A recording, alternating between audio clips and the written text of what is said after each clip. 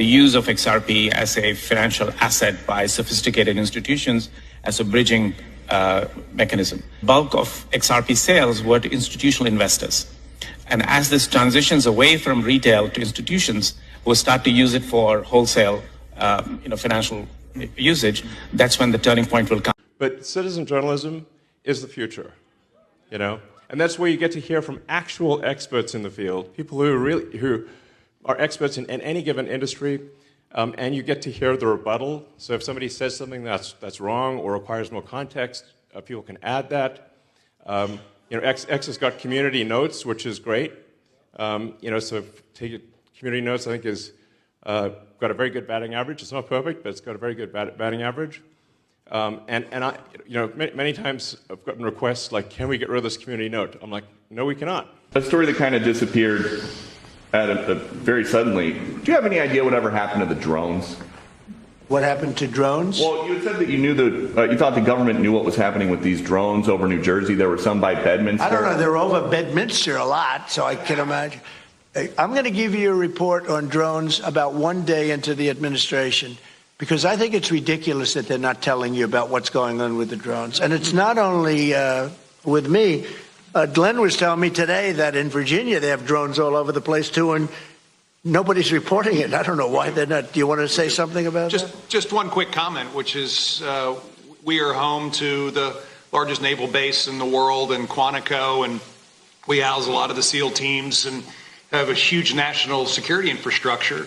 And now for 2 years running, we have had drone incursion over secure airspace, and we still don't know why. And I think that's absolutely unacceptable. And I think President Trump and the new leadership coming in, I think, will work diligently to understand who's behind this and what we do in order to stop the digital surveillance of all of our secure infrastructure. Is it dangerous? Well, I can tell you this. While we were dealing with a terrorist attack in New Orleans, we had drones being flown over our nuclear reactors in Louisiana. And we brought that attention to the FAA. We've been asking the FAA to give these states the ability to mitigate these drones, and it's sitting on some bureaucrat's desk. And that's real. Nobody knows. They don't want to talk about it. Go ahead, Governor, you're going to say? I was just going to say we have drones in Wyoming flying over our infrastructure as well. And it's incredibly frustrating that we not only have no way of knowing what it is, but nobody knows how to deal with them. They don't want to talk about it, and nobody knows why. They don't want to talk about it. That could be us sending drones. I hope that's the case, us doing it and doing research, and maybe they don't want to talk about it from that standpoint. I hope it's not an enemy, but we're going to find out on the 21st, the day after. You have to give me a little time for the inauguration, but shortly thereafter, we'll give you a report on it. We'll tell you exactly what it is. They know, and it's very strange that they aren't talking about it. The only reason that you're able to see us right now is because of a Starlink connection that we just got today. That's the only reason we're able to hear and communicate with you guys right now, because there's absolutely no cell service at all in this whole area. Never waste a good crisis. And when it comes to the economic crisis, don't waste it. Want a serious crisis to go to waste.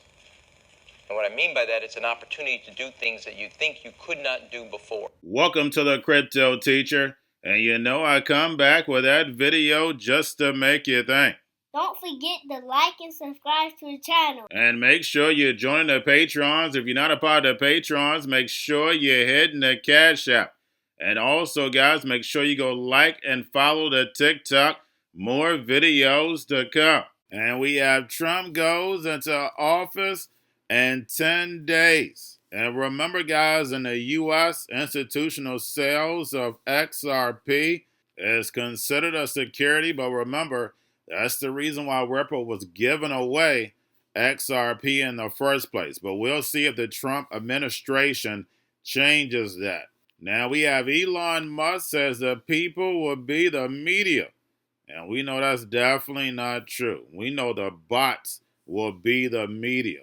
When you go online, those bots take over the conversation, and that summary is in favor of the bots' narrative. And remember, the Crypto Teacher told you.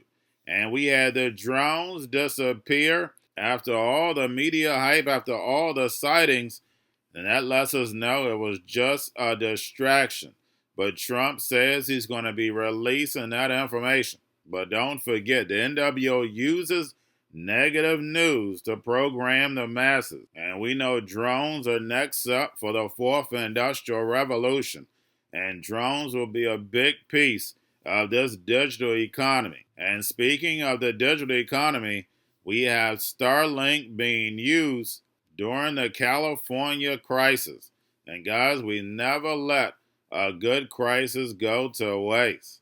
And then we have the bond market rumbling, and the stock market took a beat down, and we see yield rates moving up. We had a great jobs report, but we know why, because of all the holiday hiring, but all that's going to change. And the second and third quarter, we're going to see layoffs pick up.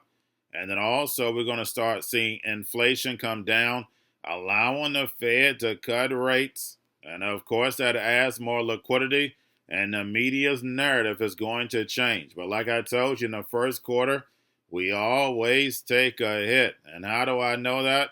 Because when it comes to the NWO, it's all planned out. You have a wonderful day. Rising yields are a big part of the picture for the stock market. Maybe today they are the picture for the stock market. So let's get to Rick Santelli in Chicago for more on the bond market, rates, and sort of everything that we just talked about. Yeah, I don't know. It sounded like a lot of excuses what I was listening to at that last panel. Listen, I think it's pretty simple. We could argue that there's a lot more growth in the economy than many would have expected. And obviously, that's probably showing up in rates. And how it shows up in stocks can get confusing. But the other issue is sticky inflation. We could walk around it, talk around it, but the reality is the Fed really didn't have it under control in terms of what they believed was coming down the road, and that has cost them. The markets priced in part based on their guidance, which was incorrect. Now, there was a big thing going on today. Look at 2s, 10s, and 30s on one chart. And remember, pretty much the big news had been long maturities leading rates higher. And if you take a weekly perspective, 2s are up 9, 10s are up 15, 30s are up 15 on the week. But on the day, 2s are up 10, 10s are up 6, and 30s are only up 2. And the reason this is important is because we have a bear market in treasuries, meaning price going down, yield going up. And yield curves are flattening, which means that the short end has wrested control of the yield curve from the long-dated treasuries because of that exact discussion you were having. The markets are coming more in line with the data, and the Fed can make any excuse it wants. Look at the data today. Not only were jobs hot, look at University of Michigan sentiment. You look at the 1 year, it moved from 2.8 to 3.3, the 5 to 10 year from 3% to 3.3. These are important, and it doesn't get lost on many investors. Now, if you look at the yield curve for the week, you can see how it was steepening, and boom, today it changed. You really want to pay attention to the next several sessions of that dynamic. And it wasn't only in 2s and 10s. Other yield curves like 5s to 30s had like a 10 basis point move. That's a big move. And finally, the dollar index is definitely the good news embedded in this story because it is on fire, hovering at the best level since the fall of 22. Going to a different economy, and we're going to be learning more about that as we go. But clearly, we're learning that things can be done from remote locations. We're learning that technology can replace people even more than we thought. We're not going back to the same economy. We're recovering, but to a different economy, and it'll be one that is more leveraged to technology. And I worry that that is going to make it even more difficult than it was for many workers. In Silicon Valley, and my friends who work in technology know that what we did to the manufacturing workers, we are now going to do to the retail workers, the call center workers, the fast food workers, the truck drivers, and then even bookkeepers, accountants, insurance agents, lawyers, and on through the economy. So what happened to the manufacturing workers is a very clear sign. And so we'll import Chinese-based CBDC technology. So it's going to be CBDC in a box provided to you by the People's Bank of China. But every stock, every bond, every currency, every commodity, every piece of art, every private business, every piece of real estate will eventually be a token on a blockchain, an entry on a ledger, permanent and immutable. We will have truth instead of trust, and we will save over $7 trillion a year. 6 to 8% of global GDP is wasted by the friction of the trust industry that's necessary when you have dual entry accounting. With triple entry accounting, which is what a blockchain is, we get rid of all of that friction. It's a beautiful future. Like what you see in China and their social credit scoring systems, right? If we get identity wrong, it could be a tool to enslave humanity. And if we get it right, it could be a tool to liberate humanity. And as an American, I'm obviously rooting for the one that's on the side of freedom. Bitcoin is an international asset. And also, I do believe the role of crypto is, it's digitizing gold. I actually believe this technology is going to be very important. Look at it. We have been part of a huge revolution in investing through ETFs. We believe that ETFs will be changing the whole way we invest. Many people still use it as a means, people are investing it for indexing. No, the majority of people who are putting money in in ETFs are active investors that are buying exposure. The entire bond market is being transformed as we talk right now. I believe the next generation for markets, the next generation for securities will be tokenization of securities. And if we could have that distributed ledger that we know every beneficial owner, every beneficial seller, we all have our code of who's buying, who's selling, instantaneous settlement. And think about it, it changes the whole ecosystem. Chinese bank ICBC has been hit by a ransomware attack, and the U.S. Treasury market, as a result of that, has been disrupted. This, according to the Financial Times. We're going to get more right now with Bloomberg's Shonali Bassick. Shonali, what do we know? Listen, we have the Financial Times now reporting that ICBC, one of China's largest banks here, was hit with a ransomware attack. And remember, they're a very significant intermediary in the Treasury market. The SIFMA has told its members that this has been part of the reason here that the system is kind of clogged up, if you will, during that auction that we saw a little bit before. The attack had prevented ICBC, according to the Financial Times, from settling Treasury trades on behalf of other market participants. A large executive at a major bank also telling the paper that such a large party on the fixed income clearing corp creates major concerns, potentially impacting the liquidity of Treasury markets. Now, it was not just a poor auction. It was absolutely lousy, and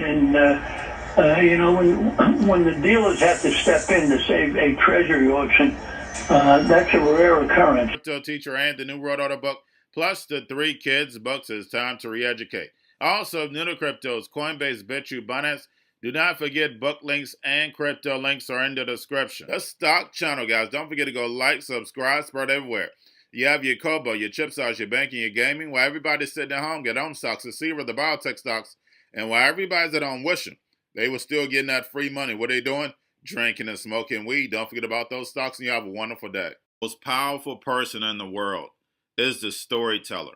The storyteller sets the vision, values, and agenda of an entire generation to come. Steve Jobs. And guys, you know I truly believe in this. When you look at the New World Order, they're the storytellers. And that's the reason why I wrote my New World Order book. But guys, now it's time to change the current generation.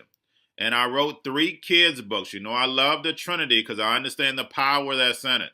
So I have 3 books. We have an opportunity to change the generation, to educate, not just me, but I want to show you that I take action on a daily basis. And I want you to take action on a daily basis.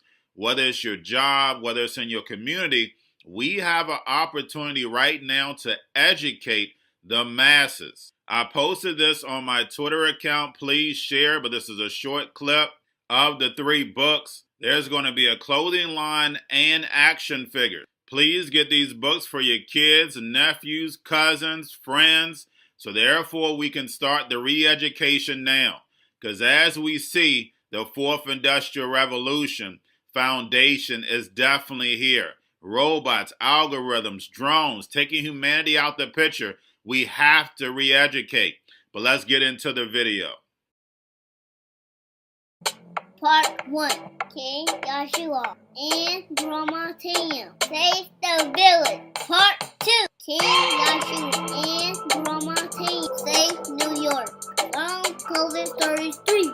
Part 3. King Joshua and Grandma Tam goes to China. It's mandatory to get part 1, part 2, and part 3 of this series. It's time to re-educate Generation Z.